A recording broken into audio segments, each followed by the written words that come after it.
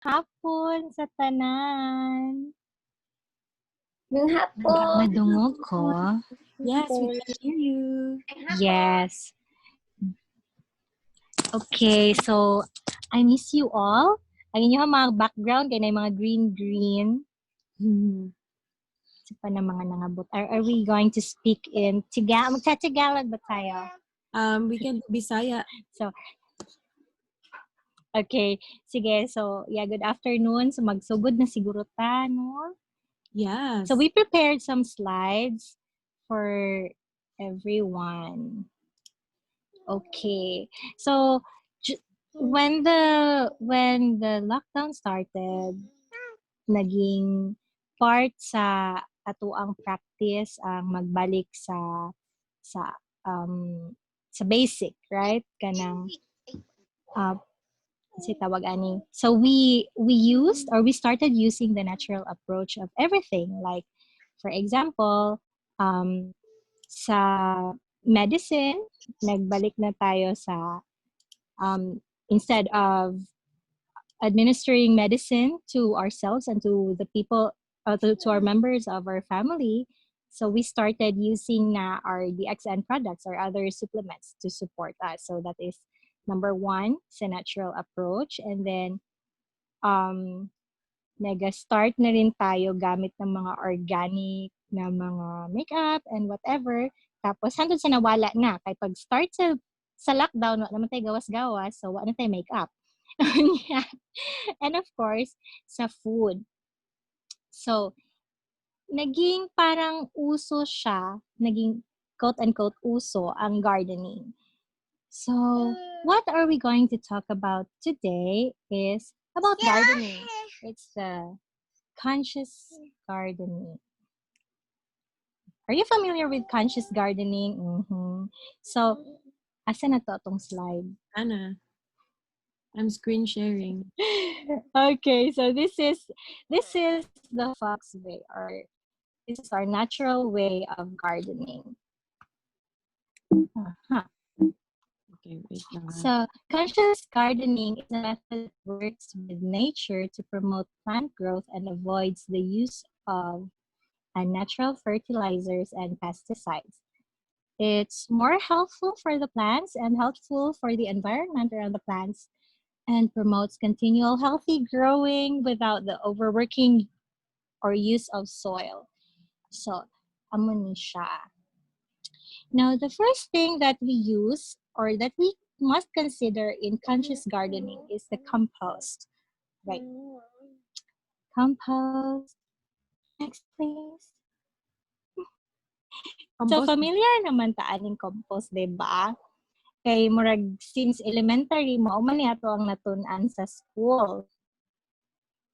Diba? Yes, we learn about this. Okay na magstorya. Yeah, so it's, healthy soil is an important step to helping your garden grow. So, that's why sa karon kanang di tanan balay na ay mga yuta, diba? Kay ang uban sementado na. So, maunang mamalit na lang taog ato ang yuta sa mga nagabaligya og soil. And then, as we are growing our crops, kailangan ng plants ng minerals na makuha nila naturally sa soil. So, your soil must have those nutrients na mag-assist sa growth sa atoang plants. So that's why we use compost. Compost is recycled organic waste that is allowed to decompose. So it can come from lawn scraps, unused plant scraps, and leaves. So kinsa who among you makes compost kit? Ano? Buhat ba mo, Ana? Yes, naami. Sino ba ang nagagawa dito? We have. Oh, di ba nice? But I just got plants, so wala ko kabalo unsaon na siyang magbuhat og compost. So kani siya, I will also share what we do. Wala na ko napit sa picture, pero kanang sa container gani kay di ba na sa urban gardening naman ang uso karon. So instead of magkalot-kalot like the the usual, like the olden days, kay, di ba we do kalot-kalot yun ta before. So, karon we can use our kanang containers, mga lalom kanang sa kunyari sa water container. So ang first floor daw, dili kaayo kanang dili ni siya maogyod ha na kanang mao gini mong sundon, but what I do is the first level kanang gamay ra is ra na level kay water container man akong ginabutangan. So soil, and then katong mga food scraps, leaves, mga vegetable peel, tapos tabunan nimo og another level ng soil, and then dito na pud ka magsugod og pangbutang og mga scraps. And then hantod sa magtabon-tabon lang ka every time para ma-decompose siya.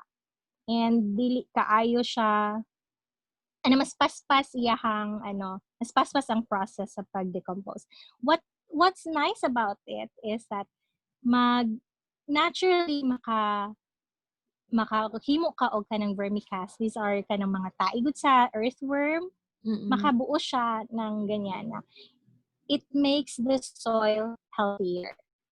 So, pag mapuno na nako itong container, after mga 10 days or so, ano to kung ginagamit pangtanom sa ubang mga seedlings na pod. And then, maghimo na po another. So, you can use your mga patapon ng mga ice box, mga drum, tanan-tanan. You can make use of what you have for your compost. All right?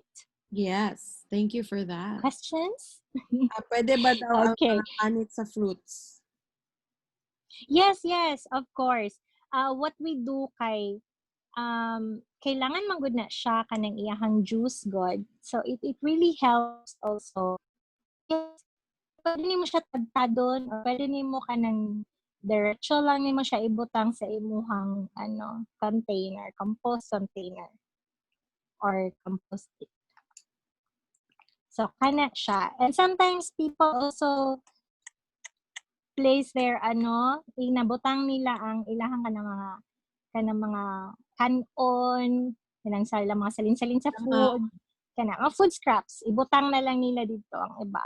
And so we I don't do that. We don't do that here kay naamang good cats, and sometimes naapoy mga certain bacteria na dili pod siya maayo sa soil. Pero whatever feels like it. Usahay tripod na ako maglabay og rice sa akong compost container. So, nag-asa isa, kung container ang gamiton, buslutan ba ang ilalom?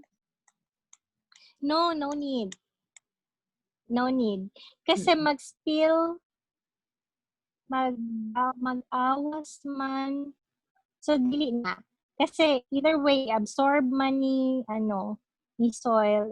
Kailangan man nato ng mga juice sa fruits and everything na naa dito sa imuhang mga scraps. Kaya para nga, again, para ma-assist niya ang pangpaspas niya decomposition sa mga gibutang nimo sa compost. So, there's no need to make buslot on your container. But if na siya buslot daan, it's okay. Okay. Alright. So, wala na questions? So far, So, not. Manure. But maybe the rest, if you'd like to ask a question. Musulod ba ang worms sa sulod sa balay? Naamugod ko sa apartment ba, man kanang na ako sa 4th floor. Akong worry pag kanang magbuhat kung ining-ani ba musulod sila sa akong unit. Pwede nimo siya takluban. I think si Naineng yata yung nagturo sa akin na ginatakpan niya ang kanyang compost container. Okay. Perfect. Tama ba? Oo, parang kay Naineng ko yung nakuha. Kay siya man ang nag-inspire sa akin na pwede lang gamitin ang mga containers. Kay draman sa inyo, di ba, Lalaer? May drum, oo. Drum, pero nasa kanang holes, Okay. Kay So, pwede mama, lagi siya pero na dili i-hold. Oo, pero naka-net siya para di daw makalkal sa example rats. Kay example dako kay mo ang compost. So, tong kay mama nakatabon lang siya. So, yeah. So, I think the purpose po sa whole is para mas po gihapon yata ang decomposition because of the oxygen na nagasulod. Or drainage or something. Yun. Yes. So kana sa amin wala usahay ka nang makalimtan og taklob. So because wala mi nagataklob kaayo sa ra kay mawala ang amo ang cover. Diretso lang yun na mo cover og soil. And that's why wala kaming ginalagay na food scraps kay maulagi na ami iring diri na nagalaag-laag. But kana na siya marag mao na ang pwede ninyong buhaton for your compost container and for a healthier soil. Next is And merong input si Ate Jenny. May neighbor ako before sa SG, may parang garbage can siya sa labas ng bahay tapos may takip.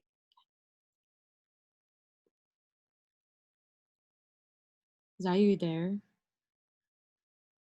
Wala si Zai.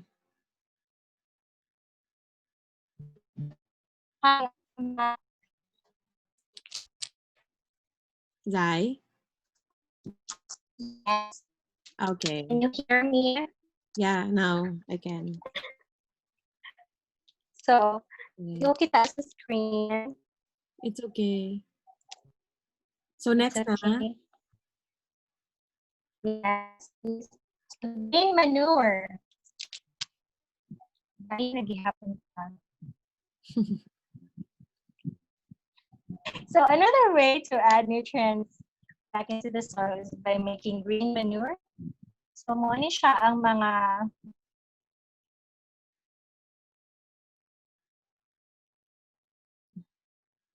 I think we lost Zai. She'll just come back in a while. And for those who are who just jumped in, I think she's back. I'm back. Yes, you're back. Welcome back. Welcome back.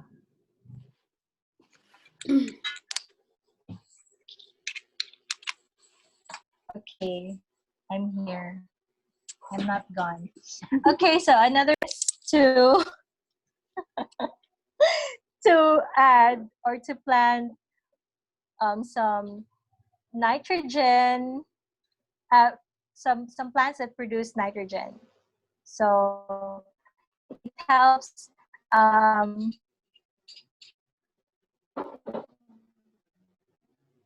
na ko makita kung kuan ang screen. Sa ganyan akong picture ani. Green manure onion. Okay, so we need this para maka-attract siya ng nitrogen fixing or nitrogen, it attracts bacteria that produce nitrogen.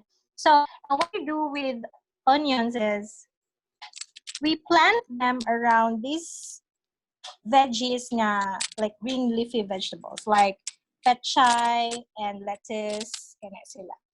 It helps na magpa-green sa mga sa mga plants. Hindi ko talaga makita ang screen. Really? It's maybe dark. Hindi mo siya makita. Okay, there you go. So this involves using a crop that grows quickly and is nitrogen fixing, or it attracts bacteria in the soil that produce nitrogen. So also good example for that is one that the onion, and then mga legumes na mga plants like red clover and luzerne. So amo na sila. So it also nitrogen is important for rapid growth, increasing seed and fruit production, and particularly improving the quality of leaf. If you don't have these plants you can actually make kanang spray. I-dilute mo ang certain plants para makaproduce ka ng nitrogen makahatag kag nitrogen sa imong tanom. So, we will talk about that later. So, amo na. So, we planted onions around our garden and because it also helps na magdula ang mga slugs ang mga snails. So, daghan og mabuhat ang green manure or any mga onions or mga legumes sa imuhang garden. Aside sa lami siya lutoon. So, next, please.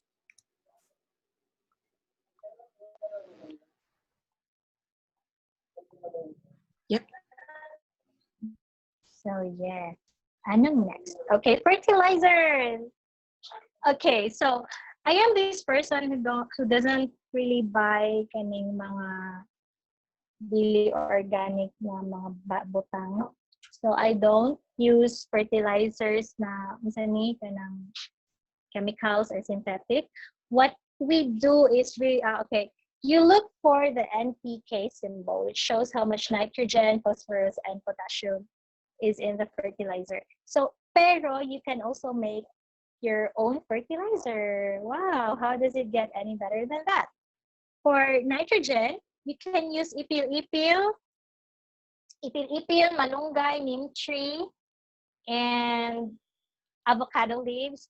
So what Darwin does is iyahang ginababad sa water ang malunggay leaves, ipil-ipil leaves, avocado leaves, and neem tree leaves. So ginababad niya for like 3 days, for at least 3 days, 3 to 5 days. And then after that, yan ang ginaspray sa lettuce or sa tanong sa here, all the plants that we have here. So it helps, again, nitrogen is important for the rapid growth and it increases the seed and fruit production. Tapos mas mag-green pa talaga ang iyong leaves. But be careful not to give too much nitrogen sa lettuce kaya magpait siya if too much. So slight lang. You can spray that for like every after 4 days. I will check on that. And phosphate. So sa phosphate, you can use eggshells. You can do that, magplant po diha, or you can crush the eggshells, kanang super murag ma-powderize siya or depende sa imong trip. So you crush it and then you cook it, kanang murag roasted siya. And then you put ibutangan nimo og rice water. So you cook the eggshells and the rice water for like 3 minutes lang. And then you store it for 5 days. Tapos, pwede na nimo siya gamitin. Pwede na nimo siya i-spray or idilig-dilig lang. And then, for potassium, you can use potato peel. You can mash the potato peel. And then, you boil it. Tapos, preferably rice water. If rice water is not available, you can use water. And then, again, for 3 to 5 minutes, and then you store it for 5 days. Tapos, afterwards, pwede na nimo siya i-spray or idilig-dilig sa imuhang plants, especially sa yahang dahon. Okay. Kasi, if mabigay mo sa plants ang tatlong yan, ang NPK, mas layo siya sa mga peste, and mas healthy pa din siya. Kasi merong mga mas magkaka-disease if walang potassium or if walang phosphate or if walang nitrogen. So to make your plants healthier, you can actually opt to organic fertilizer. You just make your own. It's safer, and at least you know that you did not harm the environment and you did not harm any animals. Kasi most fertilizers that we get from the supermarket, kay some of it kay na yung mga na-harm na mga animals, and some of it dili. These are GMO, or like they have certain bacteria that will dispel they will dispel the bees. Sayang po kung walay bees, diba? So makapatay po sila og mga plant friendly na mga insects. So there. So dito na natin sa organic. Diba? Questions? Any questions Am I so fast? from the peanut gallery? Yes, nagtanong na po mi og mani. Kay maka-help lagi siya sa nitrogen. So Yeah. questions? For now here at the chat, wala, but maybe someone from the group who would like to ask a question. Anybody unclear or want to clarify something? So far, none. Okay, thank you. Going once, going twice? Okay, very good. Forward. Okay. Go forward.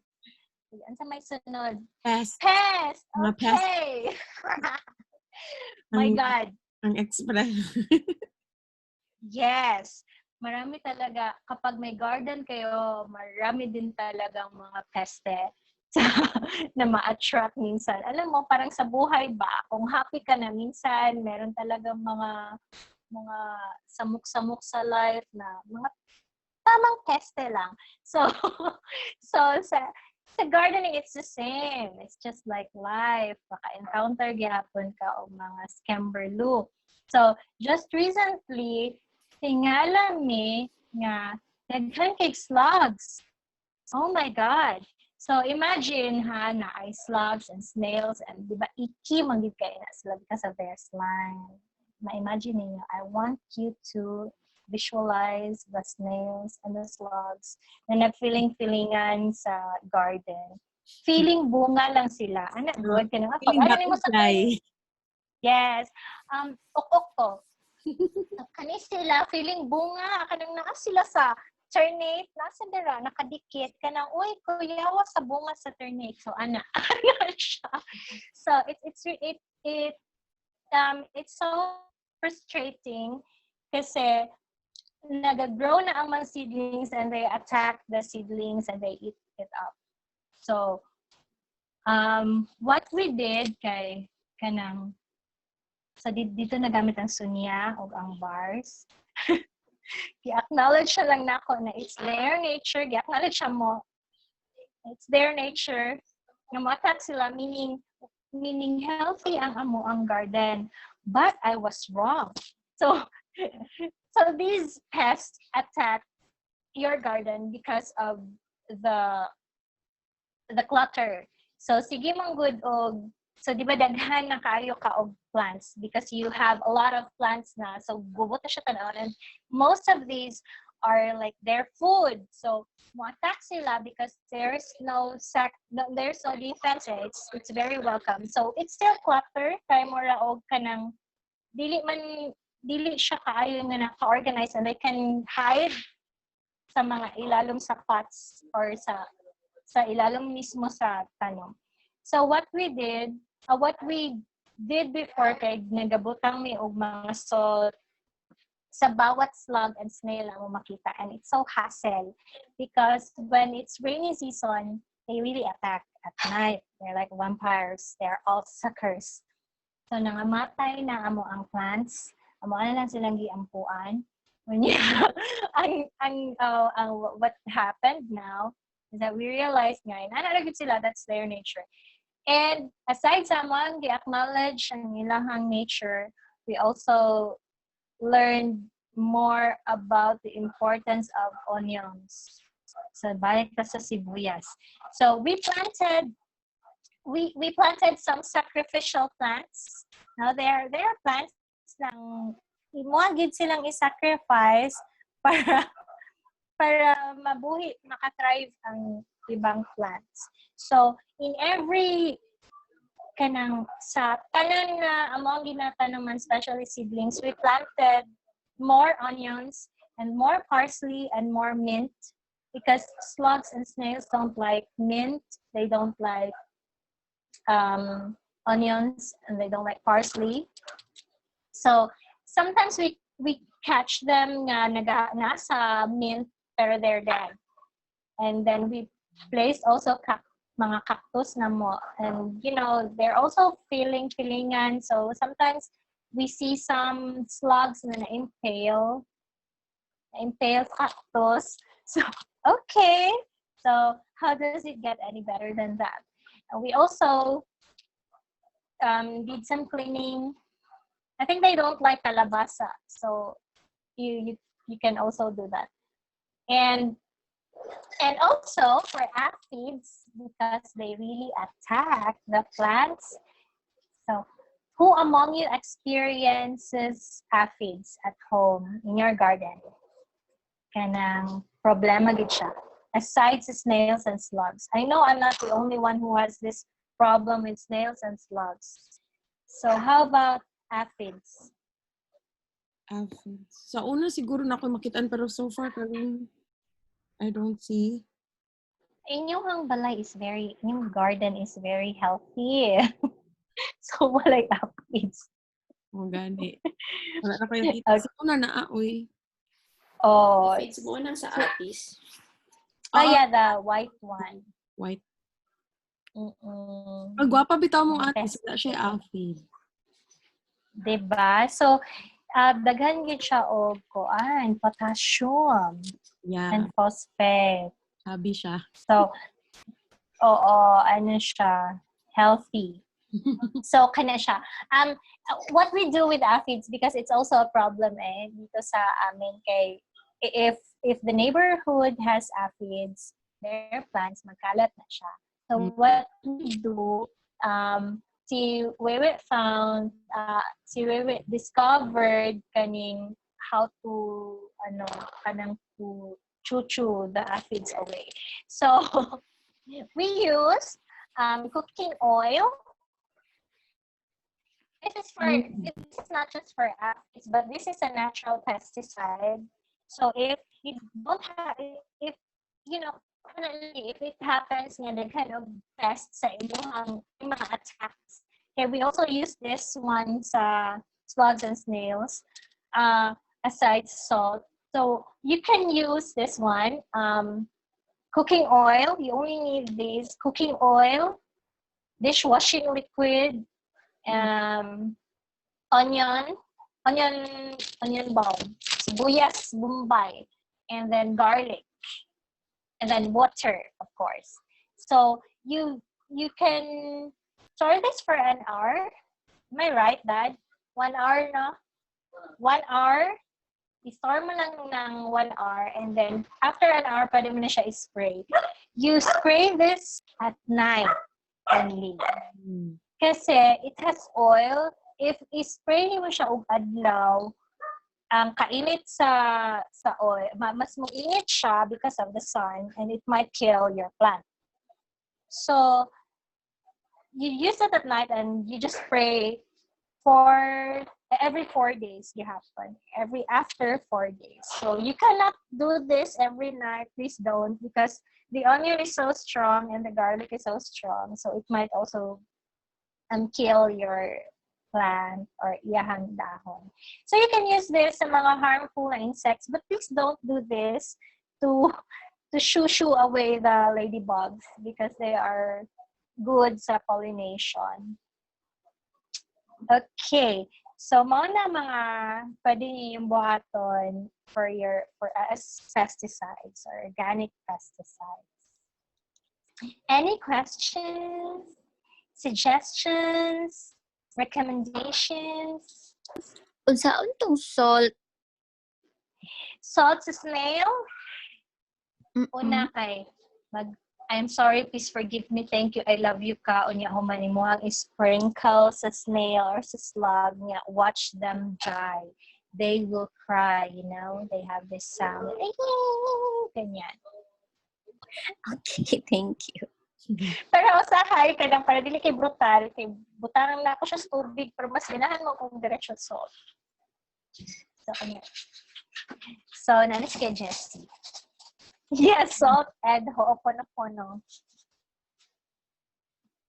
So you just ho'oponopono and Sunya the pest away, because actually I really didn't want to kill them, because if again, it's their nature manggod, and it's their food, diba? So mura og they also tried, but yeah. So when I detached myself from kanang, oh my god, I cannot grow my plants because of this.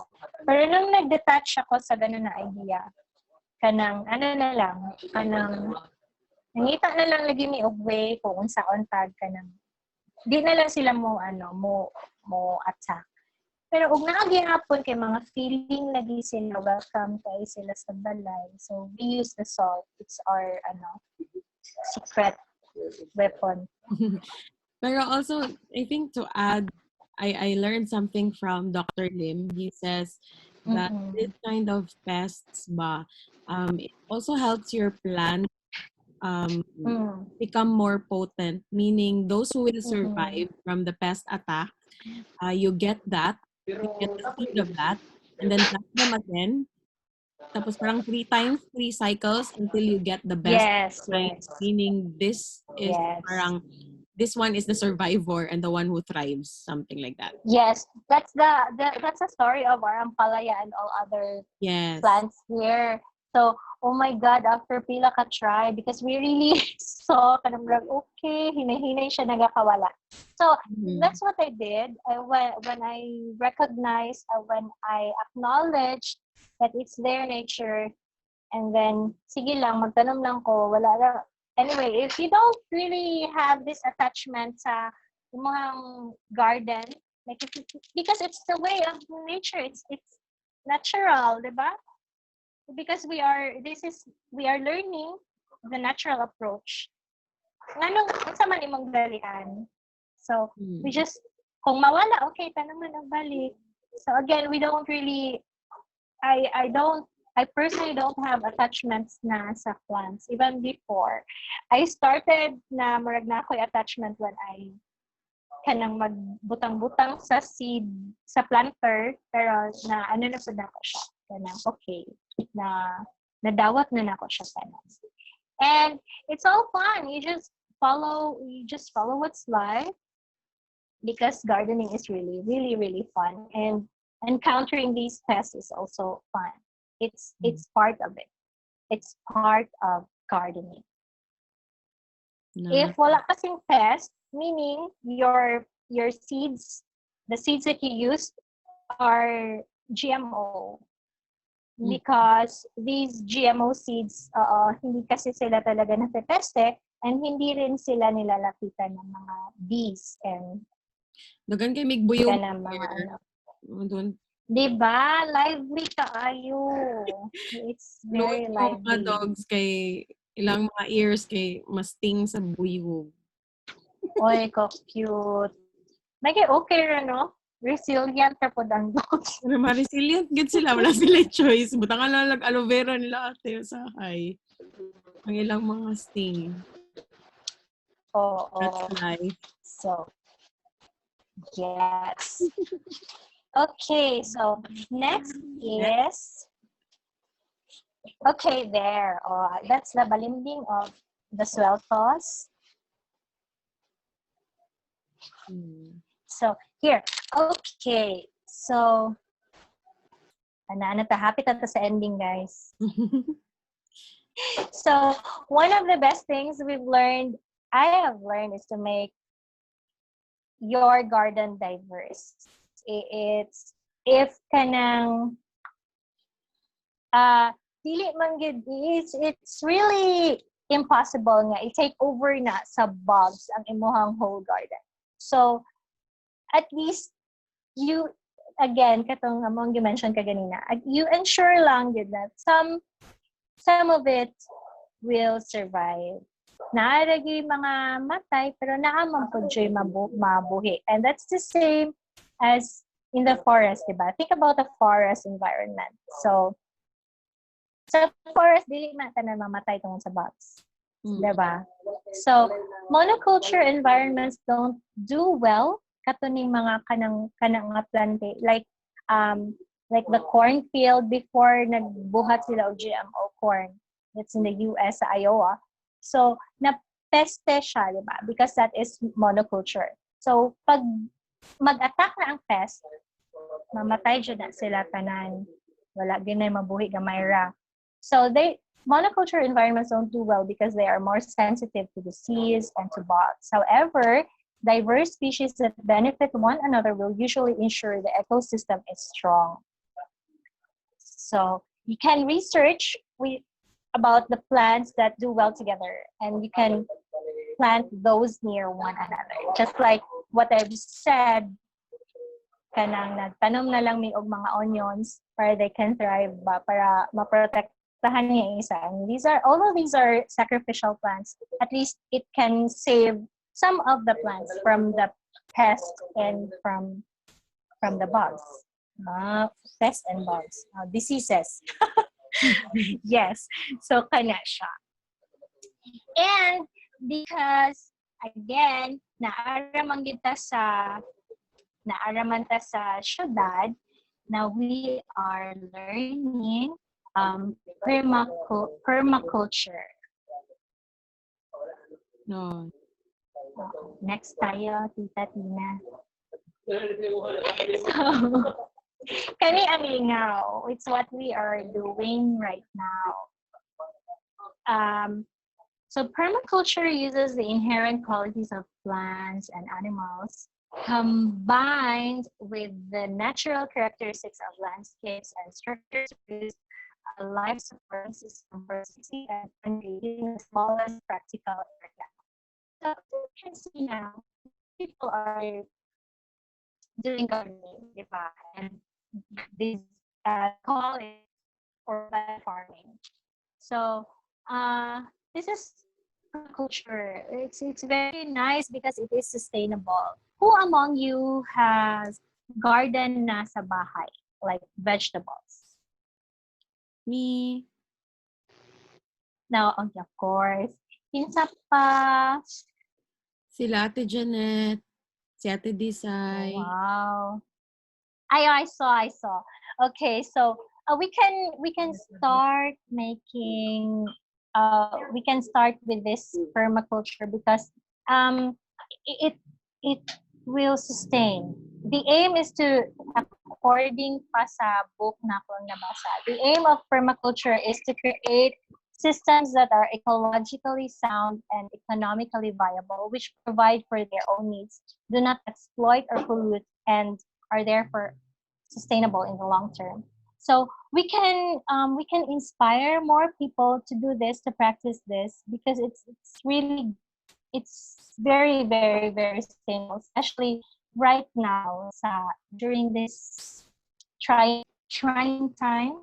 It's not really trying time anymore for me because we are thriving and there's a lot of things that we can do at home. So I hope that you are inspired to start doing or start gardening, grow your own food because it's really fun to harvest your own food. You plant and then you harvest and you cook and eat, diba? So that's really nice. You can start today. Diba? So questions, suggestions, recommendations?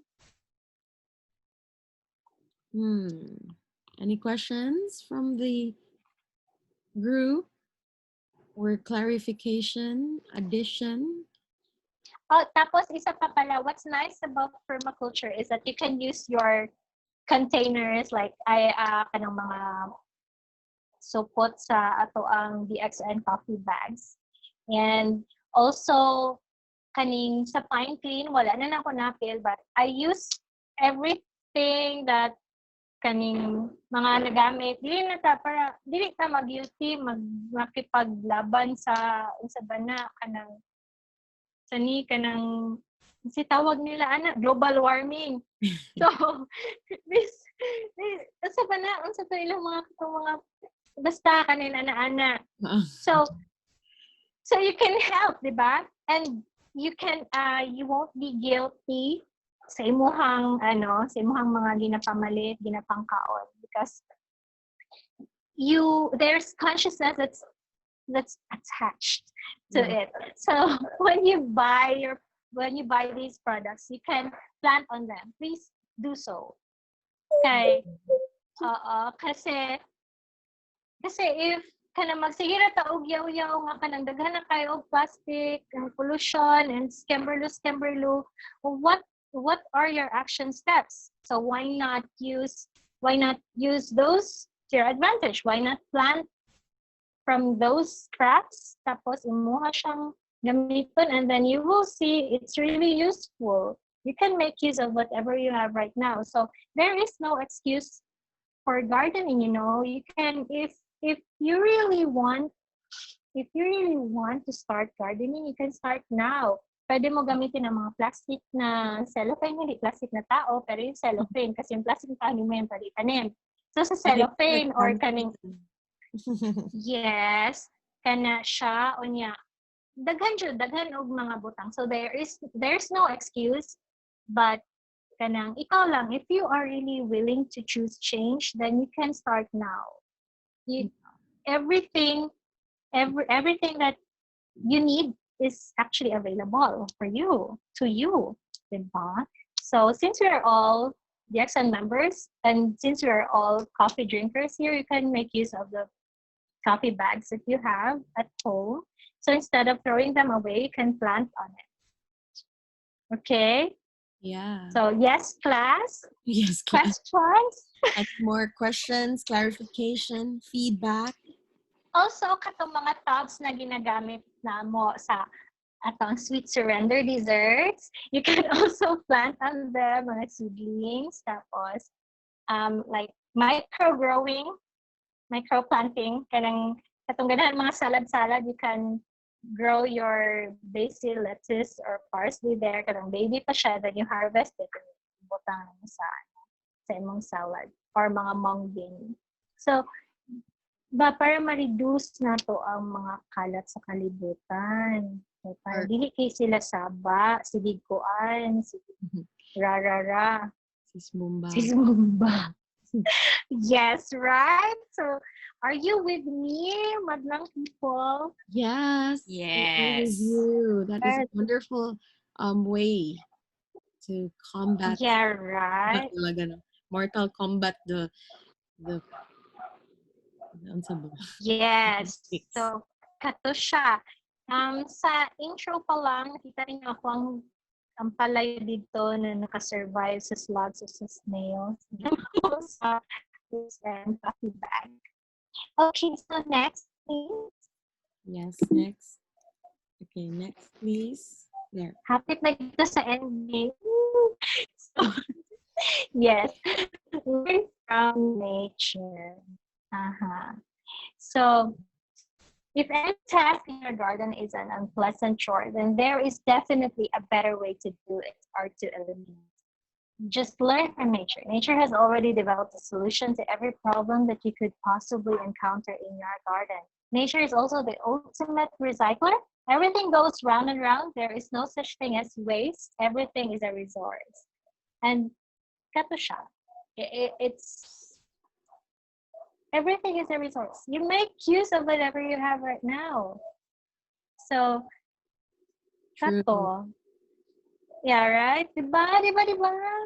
So, we recycle. And resource.